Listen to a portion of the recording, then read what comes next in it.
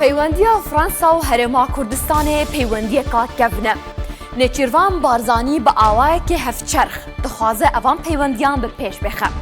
Tavî radeyî ev peywendiyê bi peywendiyeka stratejî tê binavkirin. Hêviyeka mezin ya serokê genc û hêziyê Fransayê Emmanuel Macron bi şiyanên Nêçîrvan Barzanî heye. Hez bi vînawiya dewletmedariyê kiriye. Dema ku Nêçîrvan Barzanî weke serokê Herêma Kurdistanê dest bi kar bû, Macron got ku qonaxeka giring e ji bo Herêma Kurdistanê û hemû Iraqê. Di nameya pîrozbahîkirina Nêçîrvan Barzanî de Macron gotiye ku Fransa bi tevahî piştevaniyê li wê berpirsiyaretiya weya mezin ya nû dike. Li Kuşka Elîzê, serokê Herêma Kurdistanê Nêçîrvan Barzanî mêvanê serokê Fransayê Emmanuel Macron e. Her du serok dê peywendiyên dîrokî di navbera Kurdistanê û Fransayê da bi pêş bixin û germtir bikin. Piştî ku Fransa Mitterrand di sala 1981 de bû serokê Fransayê, peywendiyên Fransa û Herêma Kurdistanê derbasî qonaxeka pêşkeftîtir bûn. Xanima yekem Daniel Mitterrand dengekê hêz bû li cîhanê bi komkirina hevkariyê ji bo gelê Kurd, bi taybet jî piştiyên falan. Li dema kûça milyoniya Kurdan ya sala 1991 Fransa rola wê ya serekê hebû di çêkirina herêma dijefrînê an ku nû Flayzûn da di hêla 36 ya Iraqê da. Ku li gor biryara 688 ya Encûmena Wekariya Navdewletî li Nîsana sala 1991 hatiye pejrandin. Bi vê biryarê Kurdên Herêma Kurdistanê bû yekem car di dîrokê da parastineka nêvdewletî misûlger kirin.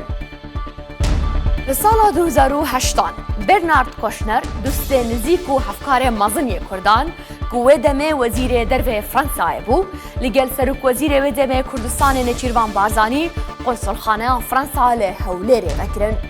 Bernard Kouchner kesekê nizîk yê Fransa û Daniel Mitterrand bû. Li sala 1989 di Konferansa Navdewletiya Înstîtûta Kurdî li Parîsê ji bo çareseriya doza Kurdî bingeha destêwerdana mirovî ji bo parastina gelan ji destê çewsandina hikûmetên wan pêşinyar kir. Balafirên Fransa û Emerîka û Brîtanyayê ji bingeha incirlîka Tirkiye ve hêla 36 diparastin. Bi vî awayî jî Herêma Kurdistanê hata parastin heta ku sala 2005 ku bû kiyanek di destûra herdemiya Iraqê da اعتراف به هاته kirin. Li şeva sê tebaxa 2014 êrişa Daişê li ser başûrê Kurdistanê dest pê kir. Çend rojan piştî wê êrişê di sêzdeyê tebaxa 2014 da Serokkomarê Fransayê François Hollande bi rêya telefonê peywendiyê bi serokê Herêma Kurdistanê Mesûd Barzanî kir. Jê re got ku herî zû dê çekên Fransî bigihne destê hêzên Pêşmergeyên Kurdistanê. Li dazayê tebaxa sala 2014 Wezîrê dervê Fransayê wê demê Laurent Fabius daxwaza civîneka bilez ya wezîrên dervên Yekîtiya Ewropayê kir da ku gef wêrişên Daişê li ser Herêma Kurdistanê û awayê alîkarîkirina Herêma Kurdistanê gotû bêj bikin. Fransa li rahênana hêzên Pêşmergeyên Kurdistanê da bejdar bû. Li îlûna sala 2014 hikûmeta Fransayê destbêşandina şêwirmendên leşkeriyên xwe ji bo Herêma Kurdistanê kir. Fransa ji esmanan ve alîkariya hêzên Pêşmergeyên Kurdistanê dikir. Bi hevde balafirên şer beşdarî şerê Daişê bû.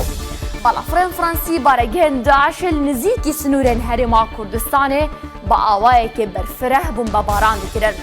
Gelek hûr bûn ji bo lêdana bingehên Daişê. Hêzên esmaniyên Fransî 1500 êrişên esmanî pêkanîn. 18,000 rokêt bi ser Daişê da barandin. Her wiha soz daye ku bi milyarekê euroyan beşdariyê ji nû ve avakirina Iraqê bike. Wezîrê Berevaniya Fransayê ragihandiye ku tenê di sala 2016 de 306 milyon euro li şerelbijî Daişê da Fransayê xerc kirîne.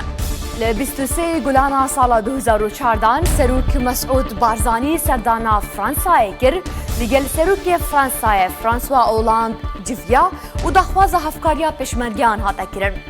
Li 12 mehaneya sala 2014 François Hollande serdana Herêma Kurdistanê kir. Li Hewlêrê ji aliyê serok Mesûd Barzanî ve hate pêşwazî kirin. Hollande piştevaniya xwe ji bo Kurdan di dijî Daişê nîşan da. لی 12 مهادویا سال 2015 سروک مسعود بارزانی و فرانسوا اولاند جارک دنجویان سوزا شاندن هفکاریان جوی پشمرگیان هات داین. لی 8 مهانهیا سال 2016 سروک مسعود بارزانی سردانا پاریس کر لگل فرانسوا اولاند جویا. لی 2 مهایکیا سال 2017 سروک فرانسوا اولاند سردانا هرما کردستان کر لگل سروک مسعود بارزانی سردانا چپرین پیشین هزین پشمرگی لشنگاله کر جنیزیگ و او خالن داعش دیتن اینکو بالا فرانسی دکرن آرمانچ. فرانسوا اولاند چند جاران لپاریس پیشوازی لفرماندارن پشمرگی و فرماندارن یپگی کریه. فرانسا دقوناغا پشتی شر داعش داجیل گل هرما کردستان راوستیا. دبویرن پشتی گشت پرسیا سرخوبونا باشور کردستان و 16 اکتبر دا فرانسا رولکا سرکه هبو دراکرنا دورپیچا سیاسی و عبوری لسر هرما کردستان و بینکاری دنابرا هولیر و بغدای و هاندانا حیدر عبادی جبی پیکانینا دانستاندنا بحکمتا هرما کردستان راو دف بردانا جخوارنا گفان لهرما کردستان و نورمال کرنا پیواندیان. دوی قناغا هریب زحمت داشت بوی هرما کردستانه لدوی مها 15 سال 2017 سروک وزیر هرما کردستان نچیروان بارزانی لکوشکا ایلیزه جالی سروک فرانسای ایمانوئل مکرون و هاتا پشوازی کرن به وی که جارک دن پیوندین سیاسین هرما کردستان الگل جیهانه وبون. پشتی و جوینه نچیروان بارزانی الهولی گوت د جوینه دا سروک فرانسای ایمانوئل مکرون تکس کریه و تشتش دسته وان به جبوی چاره سرکرنا پرزگیره کرنا برا هولیر و بغدای دا ده چارچوبه دستور دا ده بکه. پشتی راکرنا قدغیا گشتن عثمانی سر هر دو بالا فرخانه ناف دولتین هولیر و سلیمانیه لسیزده محاسه سال 2018 ایمانوئل مکرون ده تویته که دا گود پیشوازی لراکرنا دورپیچن سر بالا فرخانه هرما کردستان عراق دیگه. فرانسا پشتوانیا حیدر عبادی و نچیروان بارزانی جبوی بحث کرنا دیالوگان اجتماعی دیگه. ده برسوا اویدا نچیروان بارزانی جبریا تویته که گود او جی بشداریا سروک ایمانوئل مکرون ده آرام کرنا آلوزیان برا هرما کردستان حکومت عراق دا بلند دنرخینه. بهستر کرنا پیوندین وانیم بهز و دوستانه دمدرش بناف برا فرانسا و هرما کردستان دا کارویه هریل پیشه. رولا سروک وزیر هرما کردستان نچیروان بارزانی دهاندانا خلکه جوی بجداری بونا طلبجارتن پرلمنتو عراق دا گلکی بر بچاو بو. وی بخوار سرپرشتیا کمپینا هلبجارتنیا لیستا پارتیا دموکراتا کردستان کرد.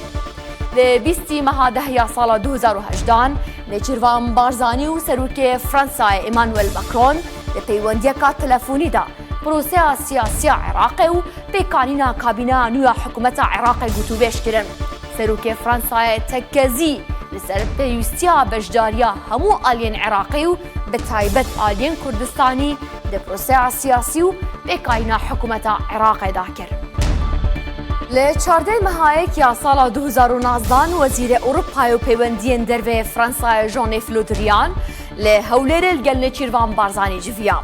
گوت کو سردانا ویا دوستانه وفادارانه بو جبرکو پیوندین فرانسا و کردان پیوندین گفدو درینن.